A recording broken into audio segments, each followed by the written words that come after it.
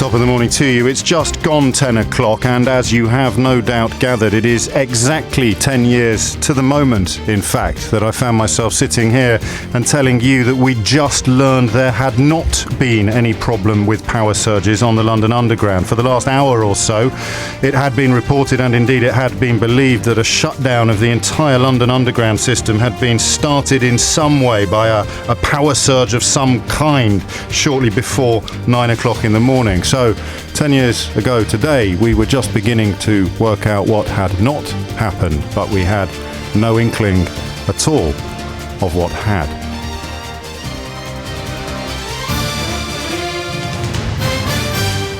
I'm joined in the studio by three men who were instrumental in formulating the response to what quickly emerged as the most bloody terrorist atrocity to unfold upon the streets of London in peacetime. But we're going to follow that timeline as it has already been established, because, as I say, at 10 o'clock in the morning on July the 7th, 2005, we still didn't really know what had happened. With me are Ken Livingstone, who was, of course, Mayor of London at the time, Mike Brown, who was the Chief Operating Officer of TfL Underground and took control of the situation beneath the streets once the situation had been fully established, and Lord Blair, who, as Ian Blair, was head of the Metropolitan Police Force at the time and first spoke publicly on the subject about an hour and 10 minutes from now, 10 years ago. So I think we'll begin with you, Mike Brown, because of all of us in the room, you presumably would have been the first to,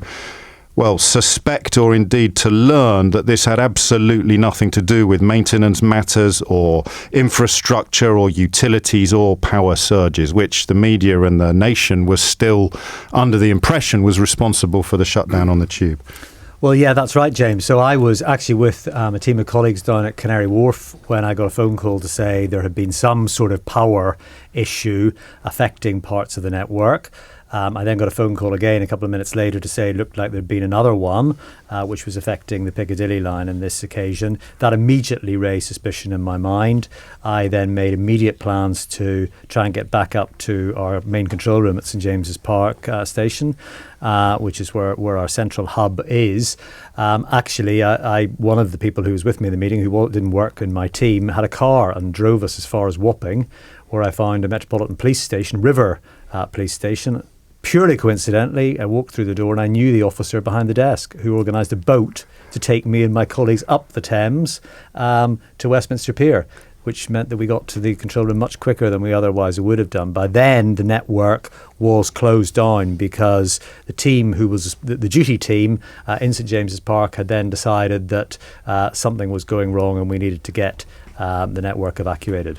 And yet, you were still thinking it was not human agency that had caused the problem. Well, actually, it was while I was somewhere between Wapping and getting to the control room, and I can't exactly remember where, that I got a phone call from the manager at Edgware Road. Funnily enough, he'd worked for me until the previous week in my office doing some project work. Previously to that, he worked on the London Resilience team looking precisely at these sort of issues. He'd been seconded over there. And he said to me on the phone, Mike, there is something serious going on. There are many people seriously injured.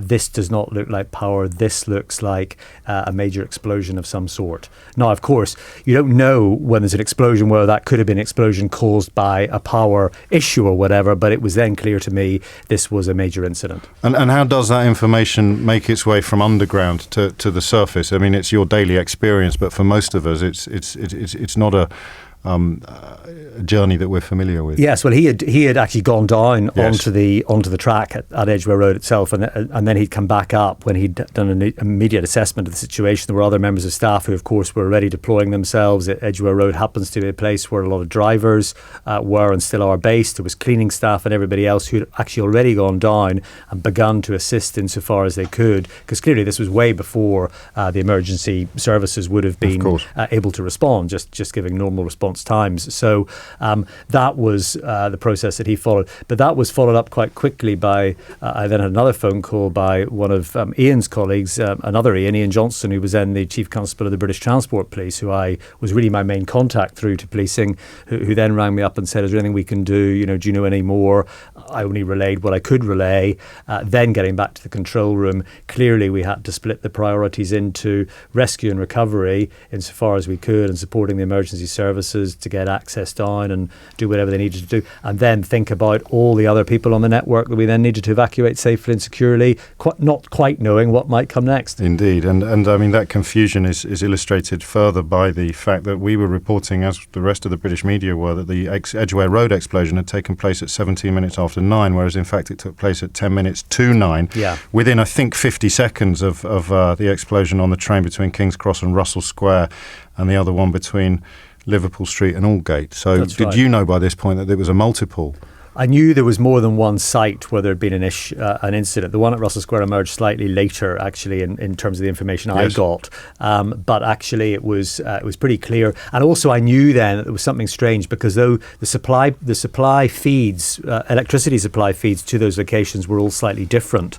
So I knew it would have to be a series of very interesting coincidences for that to highly implausible. Yeah, exactly. Very, very unlikely that would have happened. So that's obviously what then raises your alarm bells. When, Lord Blair, do you take your first call then this morning? Because clearly the fact that Mike was effectively in charge of the London Underground means that he would get a call long before anybody was fearful of death and destruction. It would have simply been something unprecedented happening on the train lines that would demand his attention. When is the decision taken to go to the top of the Metropolitan Police? I think about 10 to 9. I get a knock on the door. I'm actually writing a speech, so I'm sitting at my desk, and my Chief of Staff, Caroline Murdoch, comes in and says, there is something going wrong on the Underground. And again, this phrase, the power surge. And because it's Edgware Road, there's a back of my brain that says, actually, the power supply is Edgware. Right. So there's a sort of something that connects. But then within, I don't know, 20 minutes or so, we are aware, I mean, this is a huge incident, and actually, the Metropolitan Police has its tentacles and its antennae everywhere. Of course. And the calls are starting to come into to our control room that there is real trouble, and by, I suppose, about 20 past 9, something like that, we are aware that we have a major incident. And then, of course, the pictures emerge of the bus, which must be, I think, about 9:25 or something like that. I think it might be later than that. I mean, 9:28, Metronet was still saying that the incident had been caused by a power surge. Yeah, but that doesn't mean that's accurate. The information you were receiving, or the intelligence that you were receiving. And I in my office, we had cameras that were capable. Sorry, we had screens that were capable of picking up street-level camera feeds, and this switched on, and there is the bus. That explosion occurred at 9:47 so between Marble Arch and Hackney. Exactly. And that was when the word terrorism would have appeared in your consciousness for the first time. Yeah, you look at that bus and there isn't anything else, is there? I mean, absolutely no doubt at all in your mind. And the leap to link that to the 3 explosions underground is almost immediate. And people are coming into my office and explaining what they think is happening. And at that point, as I was later to say on air, a long-prepared and well-rehearsed plan was swinging into action with the help of people like Mike, but also with the fire brigade, with the ambulance service, with the British Transport Police, and so on. And who is in overall charge of all of that? I am. So you are effectively in a position to veto or accelerate the attendance of the emergency services. I don't think it's quite possible to say that, James. I mean, the fact is that because the system is so well trained and planned, actually they're starting to operate immediately about what's happening. Is that a comfort to you when you find yourself at the helm of something like this? The notion of the machine being so well oiled? Well, I think so. I think it's a huge comfort because actually, if it wasn't, if we had to go from a complete standing start, then I think that would be a disastrous failure. So there's never panic stations, so to speak? No, not at the top of the organisation, but on the people, on the street who are are there when the bus blows up, and there's a police sergeant at the top of the street. He stops the bus and then directs it down Tavistock Place, because it's got lost with all the road closures and so on. And he turns around, the next thing that happens is it blows up. And there's a traffic inspector on his motorbike who's just behind the bus when it blows up. I mean, these people are, they're incredibly brave. Graham Cross was the sergeant, Mark Perry was the inspector, and they are on the radio saying, we have a major incident. And that's when everything starts to play. It's a little strange for me to see you three, Ken Livingstone here as well, of course, Mayor of London at the time, although not in London on this morning. We'll get to you in a moment. And of course, you are describing, particularly Ian Blair, but you, Mike, as well, in a way you are describing things that for everybody else are unprecedented and unthinkable, but which you have actually spent a significant amount of time thinking about and planning for. Prior to July the 7th, 2005, what was the most significant thing that had happened on your watch when you'd been on duty, when you'd been in charge of the London Underground? What would be the other day, or any other day that made you feel as if the world had stopped for a moment? Well, we had a power failure a few years beforehand, which actually caused quite a lot of disruption. I think it was when Ken was mayor, from memory, and we'd had a power failure that wasn't frankly handled very well. It was just after I took over the job, and we needed to sort out the way we did some of that. So actually we learned from that. That was where we had to evacuate several trains in the dark because they were stuck in tunnels and that kind of thing. We could have done better there. So that did make you learn. The other thing was interesting was that after 9/11 in New York, I and a few of my team were asked to go over and talk to New York subway. Actually, I also testified to the US Senate to give some insight into some of the challenges that we face, so that they could sort of reform. Because they, of course, the US had never really been accustomed to any acts of terrorism on home territory prior to 9/11. 9/11 came as a massive shock to them. I suppose, in a sense, although it's a little comfort for something as devastating as 7/7, but at least there'd been some experience with the IRA and with other incidents happening within London, including the Underground, historically. So there was a set of plans there, if you like. Now, of course, you can never plan for absolutely every scenario, but I think if you've got a series of protocols, a series of things that you want to do, like getting everybody else out as quickly as you can,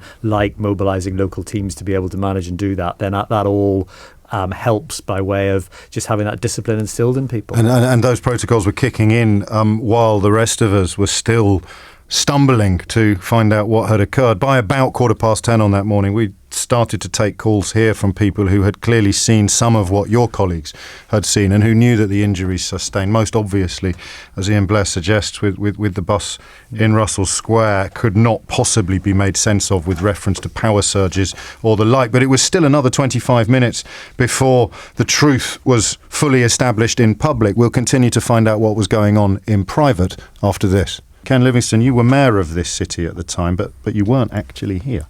No, we were in Singapore because the day before we'd had this triumph. I mean, so many Londoners, most probably, were spared because they were a bit hungover and a bit late going to work on that morning, in actual fact. And my wife, I phoned her and she hadn't left. I said, we were out partying after that. So you had this amazing triumph and the whole of the city had been elated.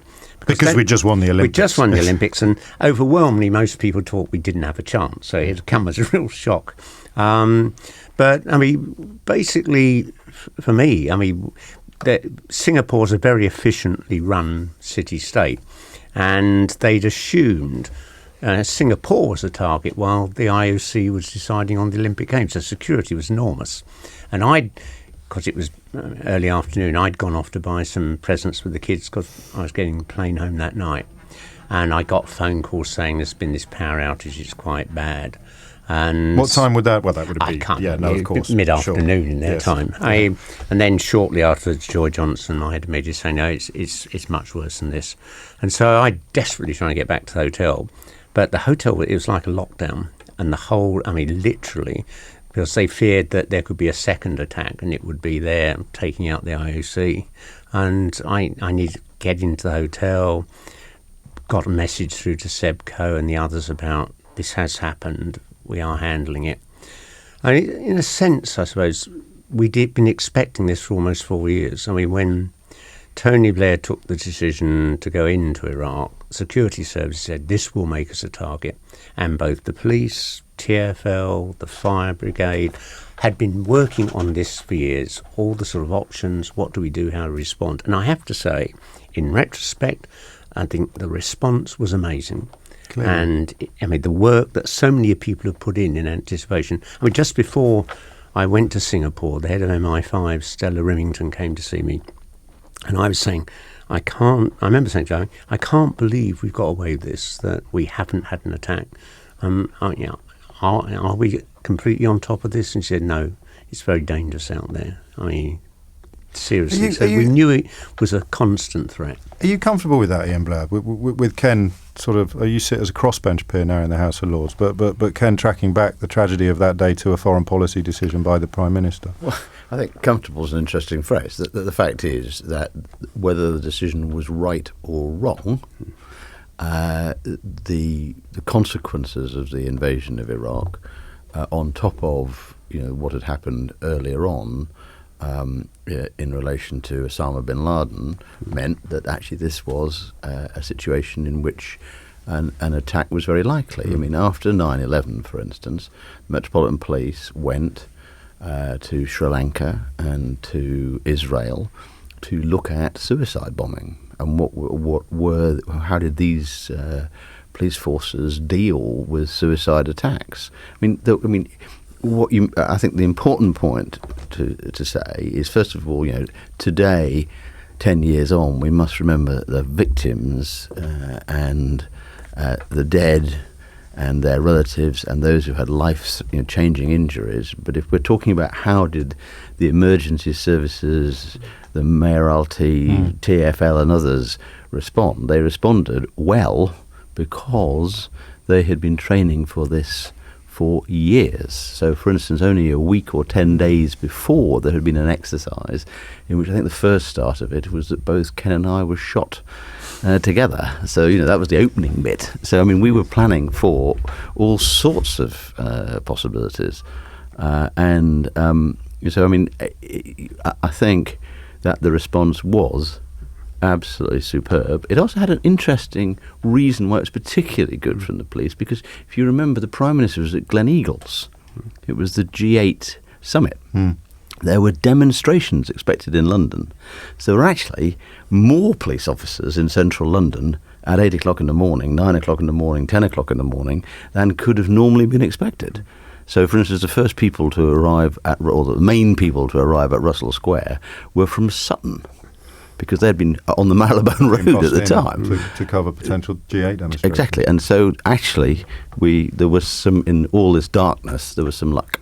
What sort of decisions were you taking by now, Mike Brown? What sort of operational decisions are you taking as the man in charge of the transport side of this unfolding scenario? Well, clearly, once the emergency services and the Met Police and Ian's people and the other emergency services arrived at the sites of the incident, then the primacy, as Ian rightly described, of managing the incident sites, the 3 incident sites on the tube and indeed the bus site, would have actually would have gone to Ian's people. So my then priority was to get people off the rest of the network, get people safely out of the trains. So that's a huge logistical exercise. At that stage, we hadn't fully commissioned a digital radio system. We had a quite old analog radio system, legacy of all sorts of old decisions made in years gone by not to invest in that. And we ended up, really literally counting trains as to where they were, so that we knew we dealt with every single train and got every single last person off those trains.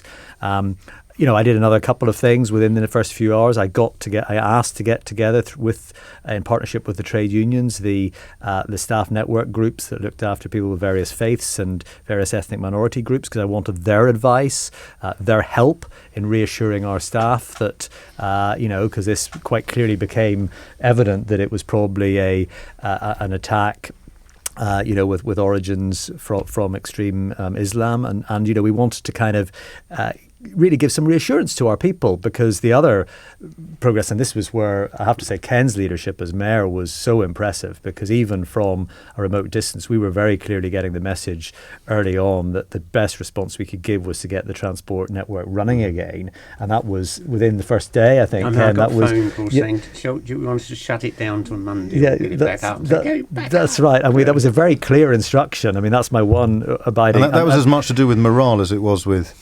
operations. It's about demonstrating that, I mean, however horrific the consequences, we don't allow people to disrupt us or divide us. We try and carry on.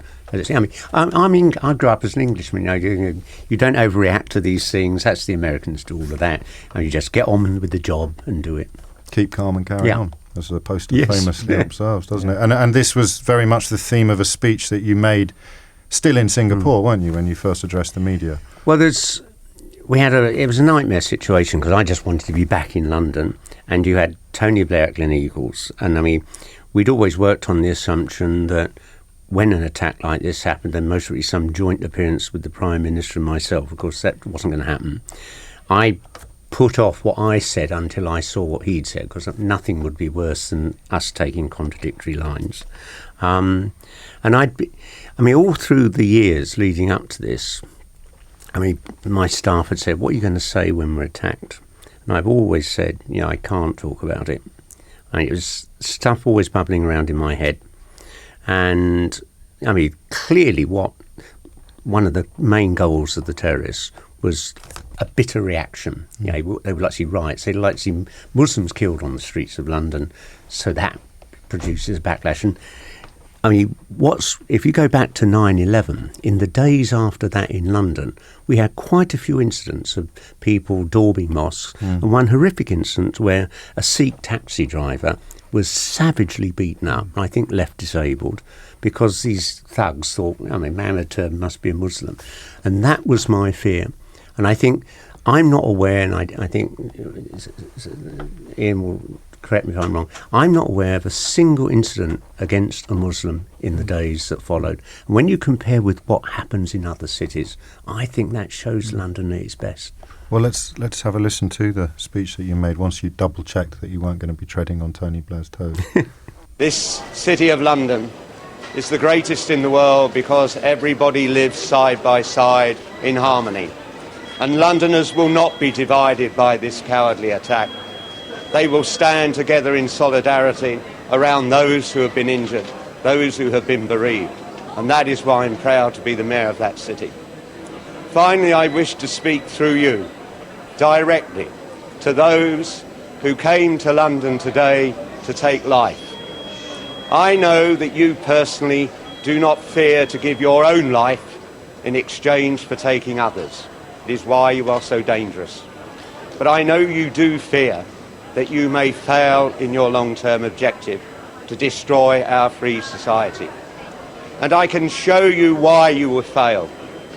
In the days that follow, look at our airports, look at our seaports, and look at our railway stations. And even after your cowardly attack, you will see that people from the rest of Britain, people from around the world, will arrive in London to become Londoners and to fulfil their dreams and achieve their potential. They choose to come to London, as so many have come before, because they come to be free, they come to live the life they choose, they come to be able to be themselves. They flee you because you tell them how they should live. They don't want that.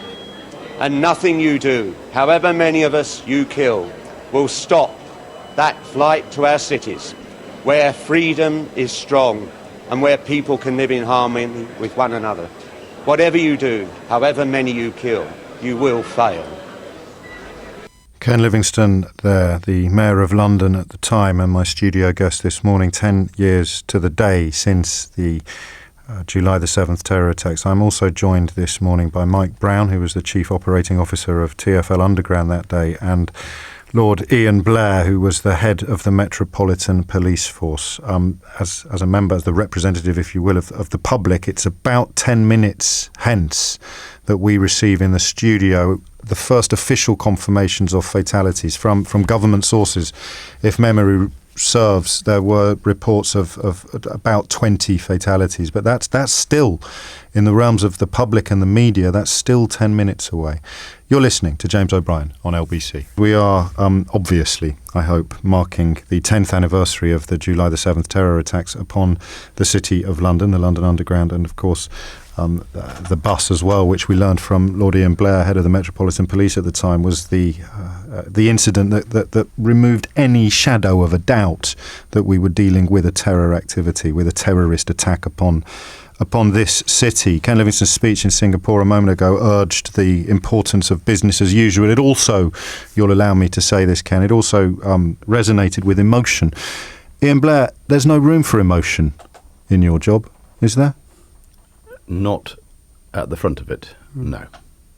So if we move on a bit, James, just to say what was happening in the top of the Met was the Met Management Board is 11 strong, and it knew exactly what it was going to do. It was going to meet, and it was going to turn into an emergency session, and the different jobs were going to just be agreed, who was going to be in charge of the investigation, who was going to be in charge of victim recovery and identification, who was going to be in charge of what was happening in the rest of the city, because we needed to reassure the rest of the city.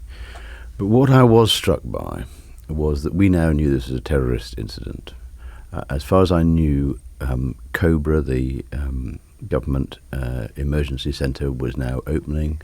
The Prime Minister, as we've said, was in Gleneagles. Charles Clarke, I think, who was the Home Secretary, was taking the chair in COBRA. One of my senior officers was going to COBRA. But this was the beginning of the 24-hour media, and so both the BBC and Sky were running this story, and the scenes were of emergency vehicles and beginning of tents and ambulances and so on. And it began to strike me very forcibly that nobody was saying anything. And that's when I took the decision that I was going to go onto the air. And it was an interesting moment because all 10 of the people in the room, except for me, said it's too early. And I said, no, it's not. What was their reasoning for that? Their reason is we didn't know enough. And I just said, I don't really care how much we know. We do know the one thing that's absolutely imperative, which is this is a terrorist attack.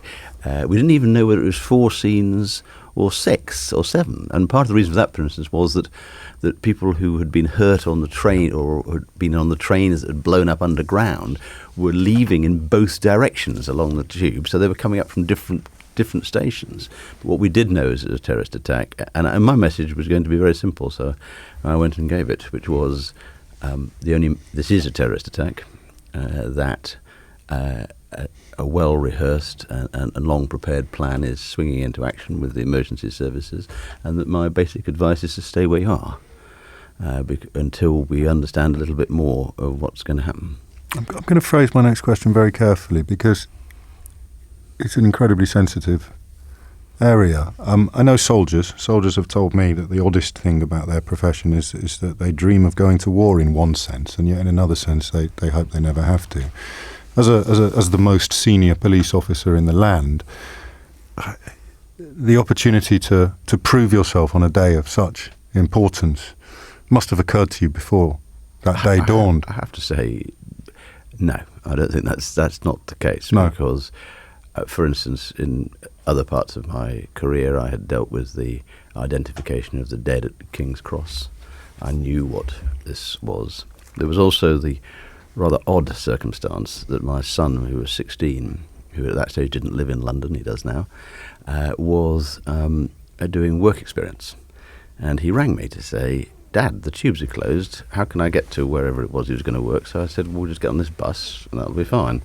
Put the phone down, and about 5 minutes later I see this exploded bus. Now I know he's not on that, Of course, but at that stage I'm both a commissioner and a father, and so I don't think there was any sense of this is a moment cometh the hour of glory. That's no, of not- course, that wasn't quite what I No, meant. no, but I accept that, but I just don't think that is true, because police officers deal, in a sense, rather unlike the military, who train and train and train for an event they hope never happens. The police are all the time, from being a constable onwards, are dealing with emergency situations. This was just the greatest of them all, Of course. But I was absolutely confident that the organisation was going to do well. So it's just the scale that was unprecedented, The not scale was not the unprecedented. nature as such. Not the nature. Because, I mean, for most of my professional career, the Metropolitan Police have been at the forefront of the resistance to the Irish Republican Army. Of course. Mike, we last spoke to you when you were explaining the importance of enacting the mayor's vision that the transport infrastructure got back to normal as quickly as possible. We've reached a stage now where the knowledge that this was a terror attack, albeit that the full scale of it and the full casualty count hadn't yet been established. Is there any part of you professionally that doesn't want to prioritise issues like morale? You would rather actually be prioritising the safety of your system, and now that you've had it demonstrated to you how vulnerable it would be to attack, is there not some part of you that wants to keep it closed for as long as possible, rather than to enact the mayor's desires to get it opened as soon as possible? Well, no, quite the reverse, James. I mean, I was, in many ways, I was really relieved to have the mayor giving that very clear direction. So, that then set a challenge, because you feel, to some extent, you feel a bit impotent in a funny sort of way when the police have taken primacy of the incident and everything else. And, I knew I was going to get people out. We had then got confirmation we got everybody out of the network. Now, we've an awful lot of trains with the driver just on them, stuck in tunnels. Actually, there was a train on the Jubilee line that sat there for 14, 15 hours with the driver on it, until we were able to recharge sections of traction current or electricity on the track to get the trains back into the depot to reframe the service for the next morning. And we got the whole network running the next morning. The only bits that weren't running were the bits that were where the terrorists had murdered the people and the trains had been destroyed. I came in on the district line the next morning. I was about the only person in my carriage, I have to say, in the heart of the morning peak. But nonetheless, the point was, the damn thing was running. And I just think, what is the response you have to suicide bombers? It's exactly as Ken so eloquently put it in his speech, and in the direction he was giving to us. It's getting a sense of normality. And I think actually I got amazingly positive feedback, both from the trade unions and from the employees generally across London Underground, who said, absolutely, we've got a bit of trepidation, we need a bit of support, we need to know that there's a counselling and trauma support team around, which we did have around through our occupational health area. So they were there and deployed and out there. The police were deployed and out on the network. But actually, I really just think it was definitely the right thing to do. And oddly, it became, I think, one of the very first questions we posed on LBC once the situation was contained and understood was, will you get back on public transport? And the resounding answer, as we were a London-based station then, the resounding answer that London gave was, yes, we absolutely will.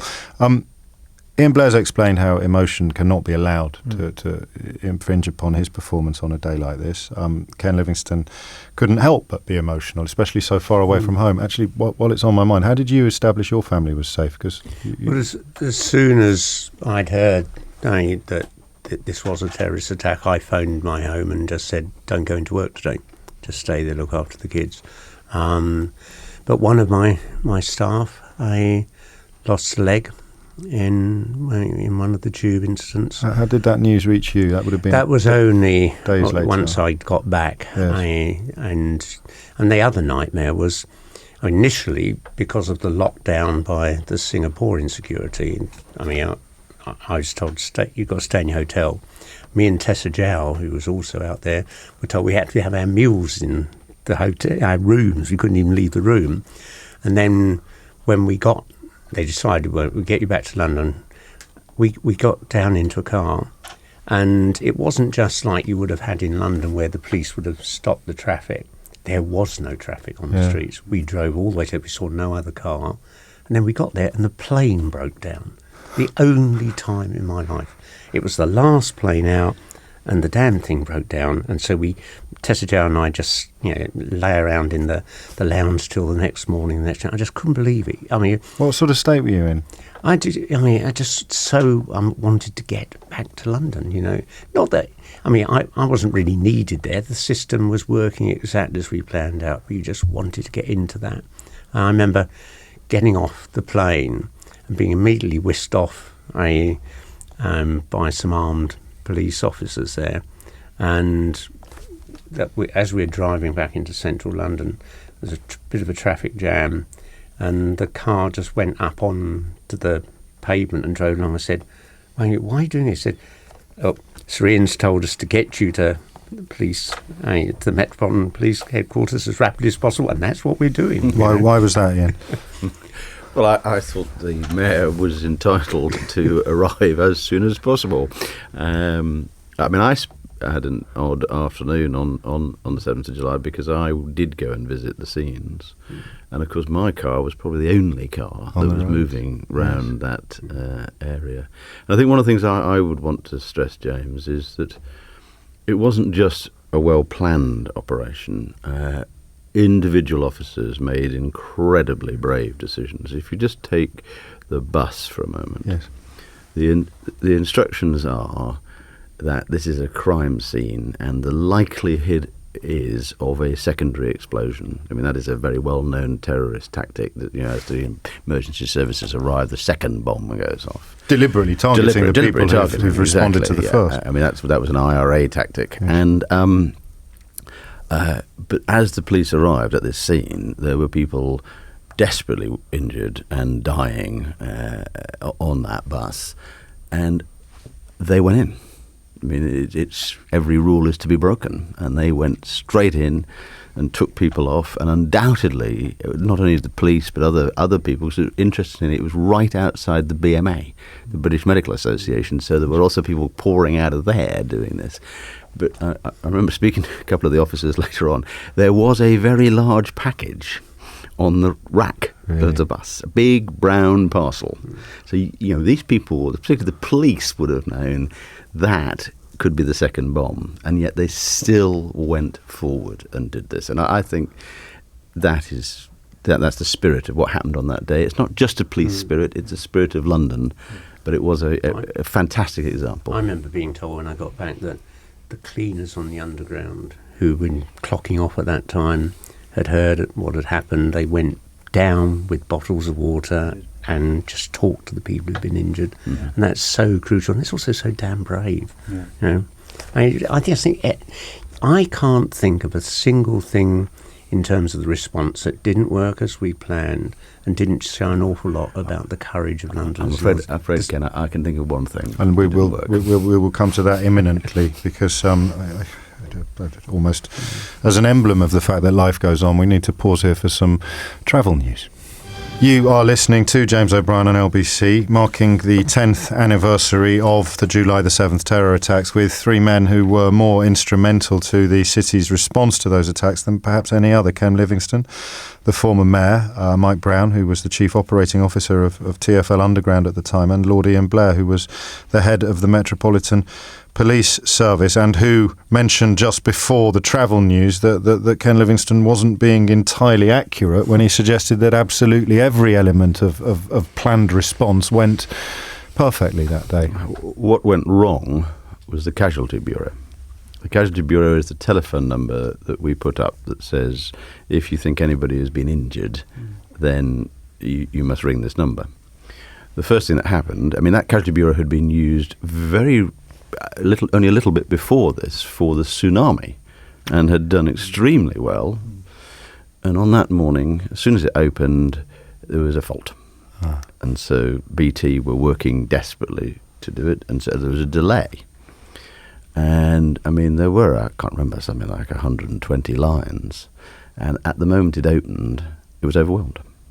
In the first hour, there were 40,000 calls, because it was central London. Yes. Lots of people knew somebody because everybody had been disrupted, so presumably most people were alive and well, but everybody was ringing this thing. It just could not cope. And I do know that the awfulness of relatives who were going from hospital to hospital, desperately finding to find. I mean, it happened that in the next couple of days, somebody, a friend of a friend of a friend, rang my wife and said, "We're still looking for our daughter."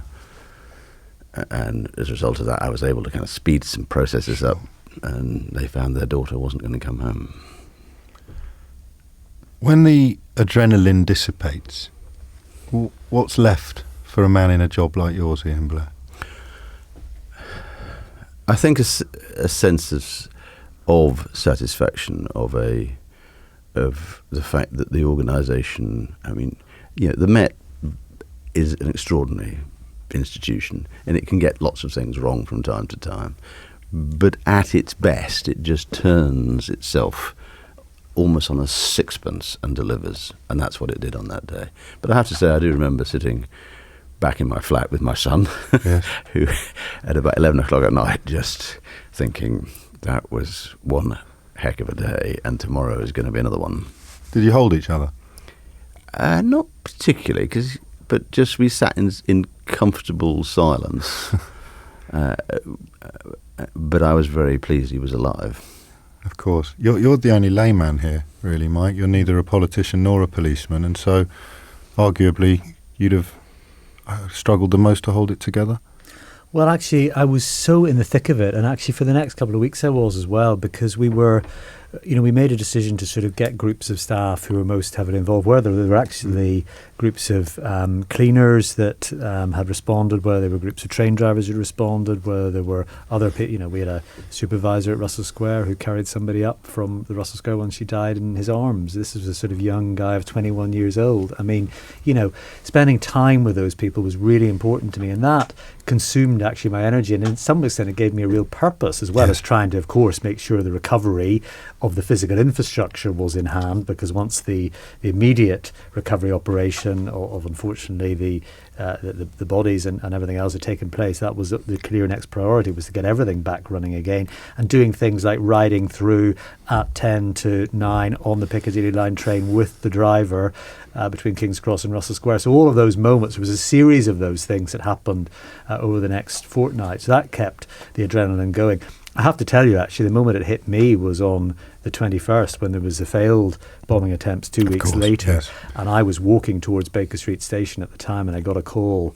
And I actually thought to myself at that moment, there was a huge shiver went down, and I thought, I'm not sure if I can cope with another one of these. And that was suddenly, I felt totally exhausted. So I remember that moment very clearly. Gosh. Ken Livingstone, the city got back to normal, as we've alluded to already, at astonishing speed, but something had changed forever, surely. I don't know. I I grew up with all my parents' stories about London going through, nearly 6 years of bombings by the Nazis, killing hundreds of people a night. This is one thing. 52 people were killed in those attacks. Many nights during the war, my parents had sat there in shelters whilst 10 times that number were being killed. Whole areas devastated. So then we went through, basically on and off 20 years of IRA terror attacks. I think we cope very well, and there's a long tradition of that. What was quite remarkable was one of our fears was this is going to kill the tourism trade. There'll be big cancellations. And our tourism figures went up that year. I think that's the way London handled it, sent out a message.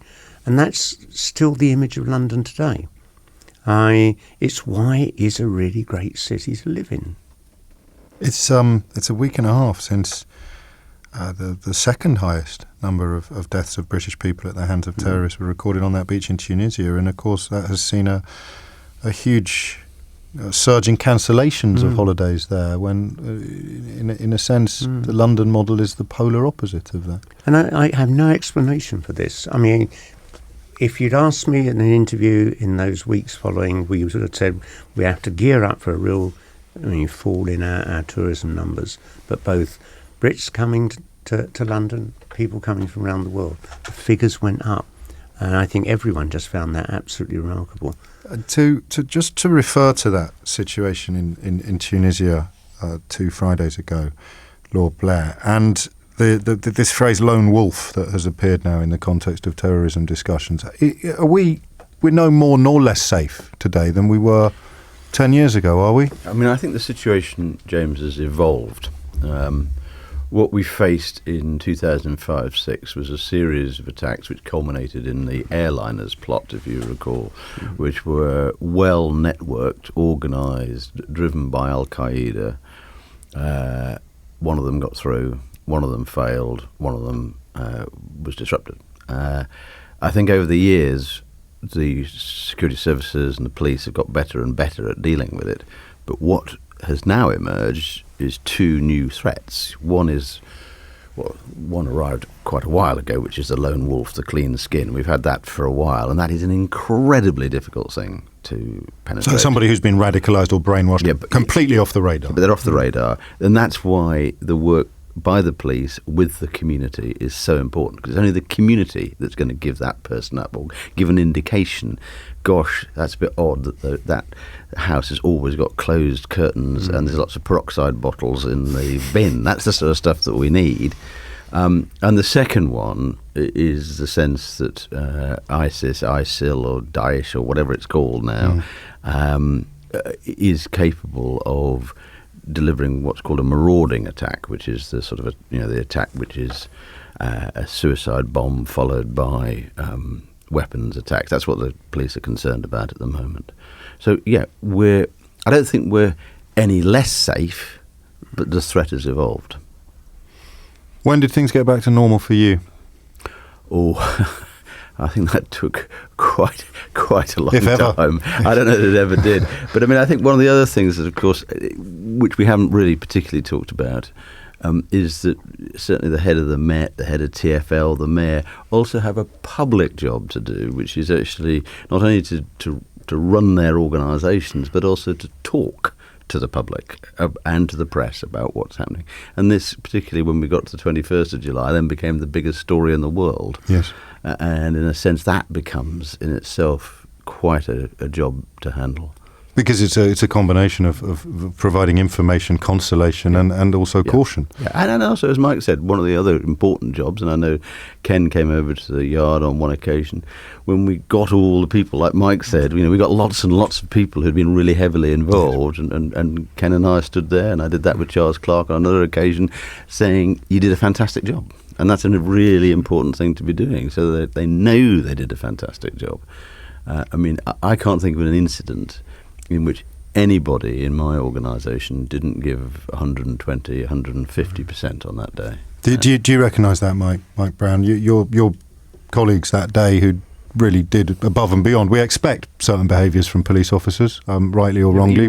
I absolutely, but we expect more from them than perhaps we do from ticket inspectors and station cleaners. Did they know how valued and cherished and grateful we were to them? Well, we did. I mean, we gave out medals to our staff. We did all sorts of things. And actually, we had a big event, Ken might recall, I think it was the Hilton in Park Lane or something, where you came along, the Prime Minister came along. And I remember the Prime Minister's Chief of Staff, or whoever it was, told me he could only stay for an hour. 4 hours later, he was still going round with Ken, shaking the hands, and it was before selfies, I think, in those days, but nonetheless just as well, I think, pictures taken with everybody who was there, and actually I think people did appreciate it, and they, I was just so proud of our people. I mean, even today, just thinking about it, the pride I have in how those people responded, and that's why, for all the sort of talk of overpaid train drivers and overpaid station staff and all the rest of it, we've got some fantastic public servants in this city, whether they're police officers, people who work for the fire brigade, the ambulance service, or for London Underground or other transport. There's some amazing people in this city, as Ken alluded to.